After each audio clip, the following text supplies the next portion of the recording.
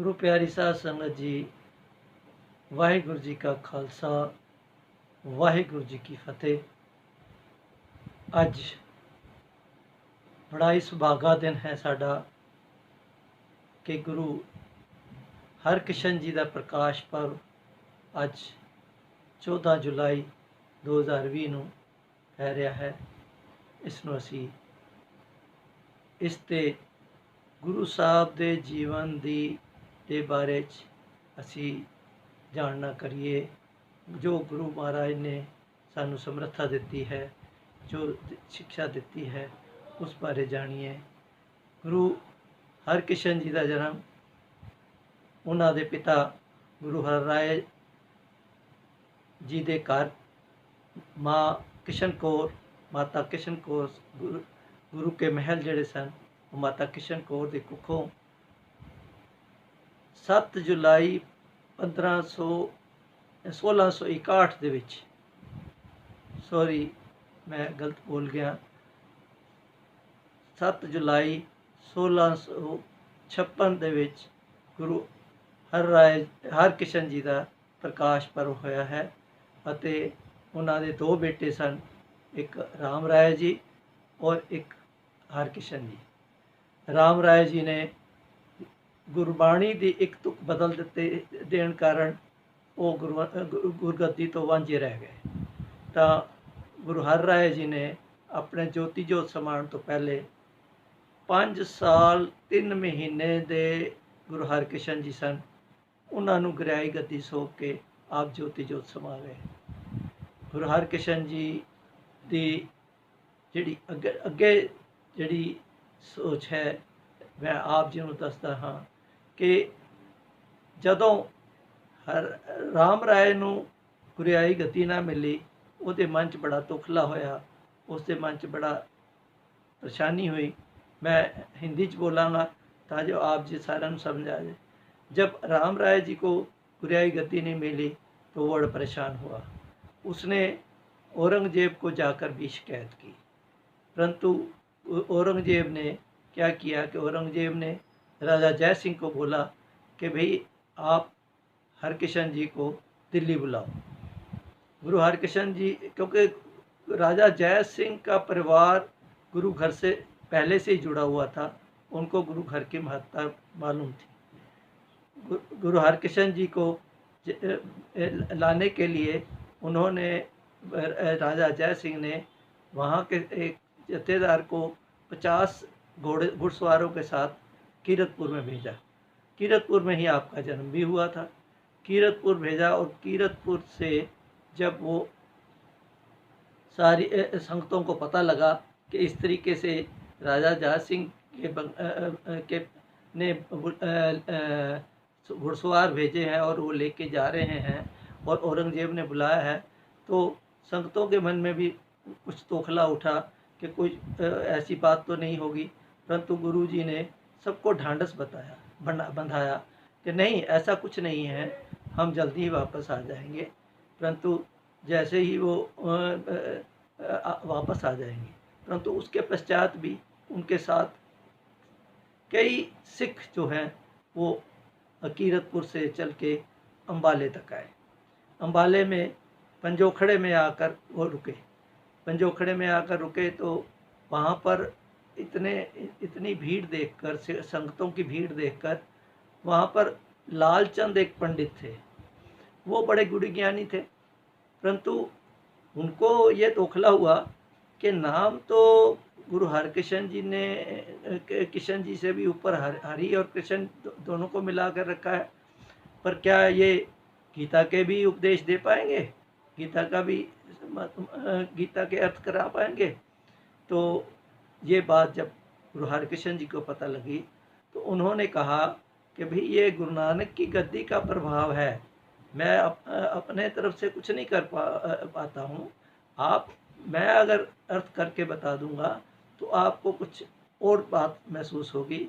आप ऐसे करो, जिसको मर्जी ले आओ, जिसको आप लाना चाहो उसको ले आओ, हम उससे गीता के अर्थ आपको सुनवा देंगे। तो लालचंद बहुत खुश हुआ। वो तो जाके छज्जू झीमर को ले आया जिसको सुनने में भी दिक्कत आती थी, तो उसको ले आया, और उसको अनपढ़ था, उसको झीमर को ला के जब गुरु जी के पास बैठाया, तो गुरु जी ने अपनी छड़ी जब जो छड़ी उसके सिर पर रखी, तो छज्जू झीमर ने ये विद्वानों की तरह गीता के श्लोक पढ़कर उसके अर्थ करा दिए। तो ये देखकर लालचंद भी बहुत हैरान हुआ और प्रभाव में आया और गुरु जी के चरणों में पड़ गया। वहाँ से चलकर जब दिल्ली के लिए रवाना हुए, तो दिल्ली के रवाना हुए तो इधर राजा जयसिंह के महल में भी सब तैयारियां हो रही थी गुरु हरकिशन जी के आने की। तो जैसे ही गुरु हरकिशन जी के आने की तैयारियां हो रही थी, तो रानी के मन में भी, राजा जय सिंह की रानी के मन में भी इस तरीके का ही विचार पैदा करवा दिए कि भाई वो 5 साल 3 महीने के जो गुरु हैं, तो उनके अंदर कितनी समर्था होगी, कितने बड़े गुरु होंगे, तो उनको मेरे को पहचान पाएंगे कि नहीं पहचान पाएंगे। तो ये परख करने के लिए भी रानी ने खुद तो दासियों के कपड़े पहन लिए, और जो दासियां थी उनको, उनमें से एक दासी को उन्होंने रानी के कपड़े पहना दिए, और वो अपने हाल में बैठ गई। जब गुरु हरकिशन जी आए, हरकिशन जी आकर सीधे ही रानी के गोद में बैठ के, तो रानी धन धन हो गई। रानी को भी ये महसूस हो गया कि नहीं, उनके ऊपर कृपा है। तो जब गुरु हरकिशन जी यहाँ राजा जय सिंह के बगले में रुके, तो औरंगजेब भी उनको मिलने के लिए आया, परंतु उन्होंने गुरु हरकिशन जी ने उनसे मिलने के लिए मना कर दिया। जब मना कर दिया, तो औरंगजेब ने अपने बेटे मुअज्जम को भेजा कि जाके कुछ ज्ञान लेके आओ, आत्मिक ज्ञान लेके आओ। तो मुअज्जम जब आया, तो मुअज्जम को उन्होंने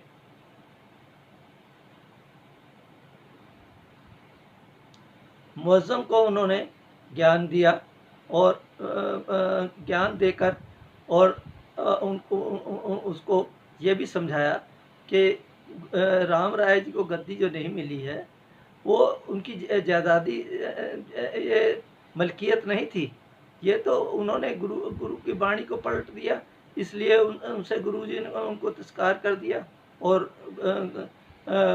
जो वो है वो गद्दी से वांझे रह गए। तो इसमें कोई ऐसा दोष नहीं है।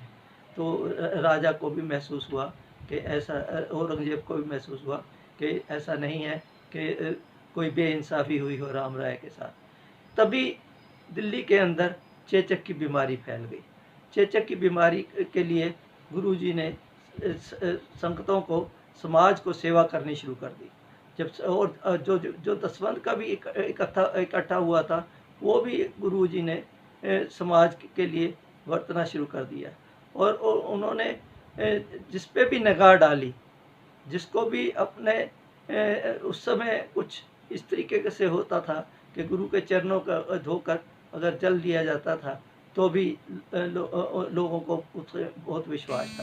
तो उन्होंने एक चबच्चा तैयार किया, वहाँ से भी जल देना शुरू किया, और जो बीमार लोग आते भी थे, उनकी सेवा के लिए उन पर नज़र डालना।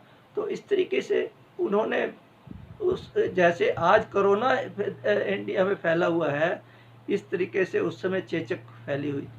उस समय तो अब तो हमारे पास बहुत से मेडिकल इंतज़ाम है, जिसमें हम अपने मरीजों को बचा सकते हैं, उनकी देखभाल कर सकते हैं। परंतु पहले उस समय में, जब ये 1661 की बात है, 1661 में तो ऐसा कोई कुछ नहीं था। तो 1661 में इतनी कोई फैसिलिटी नहीं थी, तो बहुत मौतें हो रही थी, और कोई इलाज नहीं था चेचक का। परंतु गुरु हरकिशन जी ने जितना भी सेवा कर सके करे।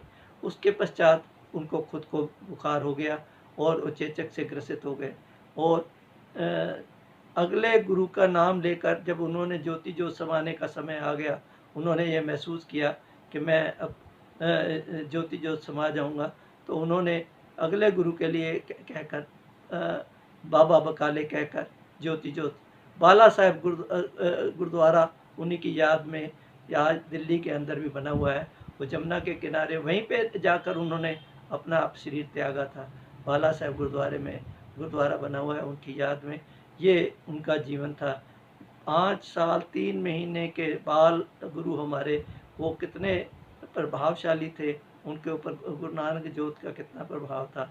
मैं सभी से बेनती करता हूँ कि इनके जीवन के जो ये सीडी बनी है, ये जो मैसेज आपके पास जाएगा, इसको ज़्यादा से ज़्यादा लोगों तक पहुँचाइए।